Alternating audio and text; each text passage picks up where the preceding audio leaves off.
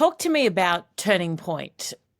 As an organization, it is so important. Yeah. But without Charlie, who was the biggest main part of that, are you worried that there is risk that it won't survive, particularly with so many different people coming at it now, the likes of Candace, and you've been a victim of her crazy as well, but she is really going for them hard.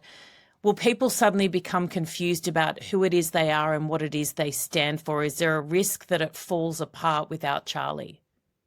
There's always a risk. I mean, every time you have an organization that is intimately affiliated with an individual and that individual is no longer there, there's certainly always a risk. I think Turning Point to this point, Erin, is probably too big to fail, or at least too big to fail in the short to midterm.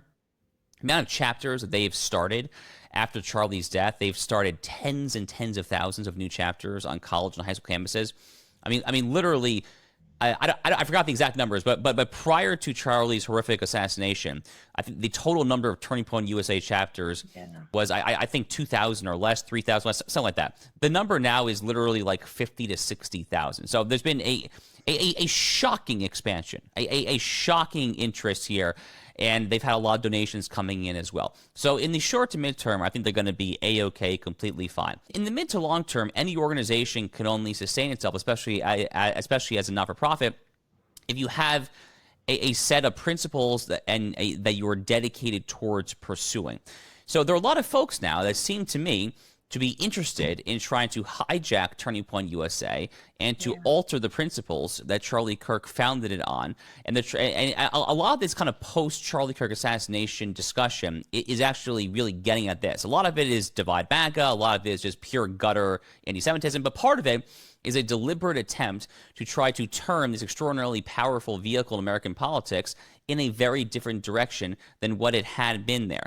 And it is incredibly important that those forces not win. That's actually part of the reason why I've been so outspoken over the past month, give or take, about Charlie, about his legacy, about my friendship with him, pushing back on the crazies, and people have said that he was turning on Israel. Then Candace said there was an intervention at this retreat in the Hamptons. I was at that retreat. It didn't happen. Obviously, the latest insanity from Candace this past week about, I can't even say it, my alleged complicity in the murder. So, I mean, the reason I've been so outspoken is not just on a personal level, because it is imperative that Turning Point USA stay the course and stay true to what its founder, Charlie Kirk, wanted there. So, I don't have all the answers. I don't exactly know what Turning Point USA will look like in 5 years. They're more than fine, A-OK in the short term. In the mid to long term, I think that their success will be defined by their willingness and their ability to stay true to their founder's vision. Erika Kirk is obviously dealing with hell on earth. I can't even imagine.